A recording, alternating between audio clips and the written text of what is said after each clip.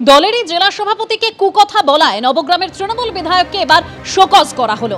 অশ্রাব্য ভাষায় গালিগালাজের video viral হতেই ব্যবস্থা নিল দলের শীর্ষ নেতৃত্ব। তৃণমূলের জঙ্গিপুর সাংগঠনিক জেলা সভাপতি খলিলুর রহমানের উদ্দেশ্যে কুকথা বলায় তৃণমূল বিধায়ক কানাই মণ্ডলকে শোকজ করা হয়েছে। কেন কুকথা? 3 দিনের মধ্যে জবাব তলব তৃণমূল রাজ্য সভাপতি সুব্রত বক্সির। পুরনো ভিডিও বিকৃত করে দলের বদনাম করতে চাইছে দাবি করেছেন তৃণমূল বিধায়ক কানাই মণ্ডল।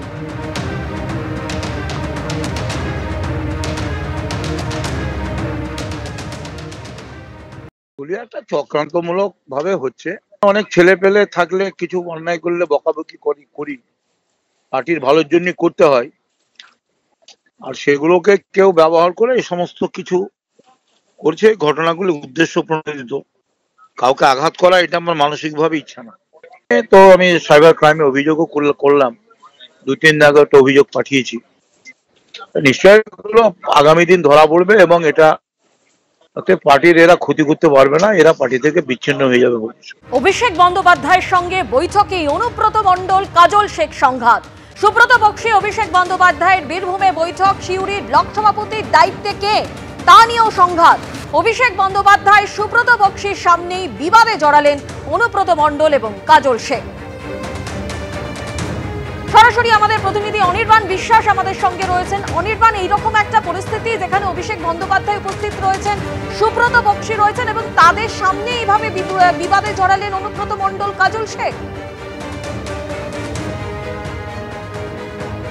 দেখো, একদমই আজকে কিন্তু বীরভূম জেলার সাংগঠনিক যে জেলা, সেই জেলার কিন্তু কোর কমিটি এবং সমস্ত শীর্ষ নেতৃত্বকে নিয়ে কিন্তু বৈঠকে বসেছিলেন তৃণমূলের সর্বভারতীয় সাধারণ সম্পাদক অভিষেক বন্দ্যোপাধ্যায় এবং উপস্থিত ছিলেন সেই বৈঠকে রাজ্যের সভাপতি সুব্রত বক্সিও। সেই বৈঠকেই কিন্তু সিউড়ি 2 নম্বর ব্লকের ব্লক সভাপতি কে হবে তা নিয়ে কিন্তু একটা বাদানুবাদে জড়িয়ে পড়েন কেষ্ট অনুব্রত মণ্ডল এবং কাজল শেখ, এবং এই দুজনের বাদানুবাদ কিন্তু প্রায় 6 থেকে 7 মিনিট চলে এবং সেটা কিন্তু চলে একেবারে শীর্ষ নেতৃত্বের সামনে।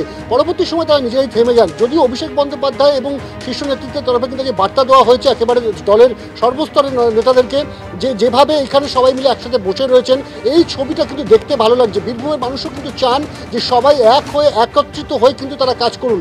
ইতিমধ্যে জানো যে 2021-এ যে বিধানসভা নির্বাচন, সেই বিধানসভা নির্বাচনে যদি ফলাফলের দিকে তাকানো যায়, 11টি আসনের মধ্যে 10টি আসনই কিন্তু তৃণমূল সেখানে নিজেদের পকেটে ভরেছে এবং একটি আসন যেটি কিন্তু দুবরাজপুর আসন, যেটি কিন্তু বিজেপি জিতেছিল। ফলত যেটা বলা হচ্ছে দলের তরফে, দলের শীর্ষ নেতৃত্বের তরফে, সবাই এক হয়ে কাজ করতে হবে 26 নির্বাচনে এবং 11টির মধ্যে 11টি আসনই যাতে তৃণমূল কংগ্রেস পায় সেটা নিশ্চিত করতে হবে। যদিও এদিন বৈঠকের পর কাজল শেখ এবং অনুব্রত মণ্ডল তো সাংবাদিকের সামনে কথাই বলতে চাননি। অন্যদিকে কাজল শেখ তিনি কিন্তু গোষ্ঠীদ্বন্দ্বের বিষয়টি এড়িয়ে গিয়েছেন এবং তিনি কিন্তু মানতে চাননি এবং তিনি কিন্তু বলেছেন যে আমাদের দলে এই মুহূর্তে কোনো গোষ্ঠীদ্বন্দ্ব নেই এবং যে সমস্ত একটা বড় পরিবারের মধ্যে মাঝে মধ্যে মতানৈক্য হয়, কিন্তু এই মুহূর্তে দলের মধ্যে কোনো এরকম ধরনের কোনো পরিস্থিতি নেই। কিন্তু তুমি জানো যে বীরভূমের যে পরিস্থিতি, বীরভূমে জেলা তৃণমূল কংগ্রেসে বারে বারে কিন্তু খবরের শিরোনামে উঠে আসে কখনো অনুব্রত মণ্ডল বনাম কাজল শেখের গোষ্ঠীদ্বন্দ্ব বা কখনো একেবারে অভিষেক বন্দ্যোপাধ্যায়ের সঙ্গে কিন্তু এই অনুব্রত মণ্ডল এবং কাজল শেখ দুজনেই বিবাদে জড়িয়ে পড়েন। যদিও তৃণমূল নেতৃত্বের তরফে বলা হয়েছে যে সবাই একসঙ্গেই আছেন, এভাবেই আপনাদের দেখতে চায় বীরভূম। সারা রাজ্য নিয়ে আমাদের অল ইন্ডিয়া তৃণমূল কংগ্রেসের সাধারণ সম্পাদক অভিষেক বন্দ্যোপাধ্যায় বসেছিলেন। আমাদের কাছ থেকে বিভিন্ন তথ্য তিনি নিয়েছেন, আমরা আমাদের সাধ্যমতো তথ্য দিয়েছি। তিনিও বিভিন্ন তথ্য আমাদেরকে বিভিন্ন বিষয়ে আলোচনা করেছেন।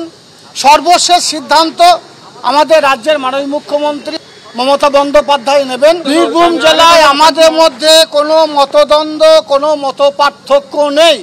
তৃণমূল কংগ্রেস একটা বড় পরিবার, একটা বড় পরিবারে বাবার সঙ্গে ছেলের, মায়ের সঙ্গে ছেলের, বোনের সঙ্গে ভাইয়ের দ্বন্দ্ব হতেই পারে, কিন্তু সেটাকে মেটানোর জন্য আমাদের যুবরাজ অভিষেক বন্দ্যোপাধ্যায় আছেন, রাজ্য সভাপতি সুব্রত বক্সি আছেন, মাননীয় মুখ্যমন্ত্রী মমতা বন্দ্যোপাধ্যায়। আমরা একসঙ্গে চলব, 26-এ নির্বাচনে লড়ব, মমতা বন্দ্যোপাধ্যায় উন্নয়ন নিয়ে লড়ব এবং বীরভূম জেলার যে 11টা বিধানসভা আছে, মমতা বন্দ্যোপাধ্যায়, অভিষেক বন্দ্যোপাধ্যায় যাকে মনোনীত করবেন তাকেই বিপুল ভোটে আমরা জয়যুক্ত করে দেখিয়ে দেবো। সাংগঠনিক কথাবার্তা হয়েছে, সাংগঠনিক কথাবার্তার জন্যই আজকে ডাকা হয়েছিল। যা নির্দেশ দিয়েছেন আমরা সেই মতো কাজ করব। এই যে প্রথম সারির নেতৃত্বের মধ্যে যে মতানৈক্য বারবার সামনে চলে আসে, কোথাও মতানৈক্য নেই তো মতানৈক্য না থাকলে মতানৈক্যের কথা কি করে বলবো? অভিষেক বন্দ্যোপাধ্যায় বার্তা দিয়েছেন একসঙ্গে কাজ করার জন্য, সবাই একসঙ্গে কাজ করছেন এবং তাতে খুব খুশি। তিনি খুব খুশি হয়েছেন যে একসঙ্গে কাজ করছেন, সমস্ত নেতৃত্বই একসঙ্গে কাজ করছেন, তিনিও দেখে নিয়েছেন। পরবর্তী কোর কমিটির মিটিং কবে আছে স্যার? পরবর্তী কোর কমিটির পুজোর পরে কোর কমিটি। বীরভূমে কটা সিট পাবেন আপনারা? 11টাই পাবো, কারণ লোকসভা 11টাই জিতেছিলাম আমরা, লোকসভাতেও 11টাই জিতেছিলাম, এবারও 11টাই জিতে। বীরভূম সবসময় 1 নম্বরে ছিল, আছে, থাকবে। বীরভূমের বিকল্প কিছু নেই। বীরভূমে এখন বর্তমানে আমরা বিগত দিনে প্রমাণ করেছি, আগামী দিনে প্রমাণ করব। বীরভূমে আমাদের যে কোর কমিটি উইথ কনভেনার আমরা যেভাবে সংগঠনটা করছি, বীরভূমে 11টা সিট 11টা বিপুল ভোটে জয়যুক্ত হবে। যতই গ্রুপ ফটো তুলুক, যতই গলাগলি করে থাকুক, হাত ধরাধরি করে থাকুক, আস্তে আস্তে করে আড়াআড়িভাবে এই তৃণমূলের দলটা আস্তে আস্তে ভাঙতে শুরু করেছে। সবাই বুঝতে পারছে নিজেদের মধ্যে গালাগালি, নিজেদের মধ্যে খুনোখুনি, রক্তারক্তি তৃণমূলের মধ্যেই দেখা যাচ্ছে। সিন্ডিকেট, তোলাবাজি তাদের মধ্যেই হয়েছে। ক্ষমতার প্রায় শেষের দিকে এরা এসে পৌঁছে গেছে। এই জন্য যে যত তোলাবাজি করতে পারে করে নিজেরা জানে যে এরপরে আর সরকারে আসবে না। সুতরাং এইসব লোক দেখানো কেউ বিশ্বাস করে না। এবং আমরা দেখেছি যে বীরভূমে কত লবিবাজি, অনুব্রত মণ্ডল, কাজল শেখ, তাদেরকে নিয়ে কত লবিবাজি হয়েছে।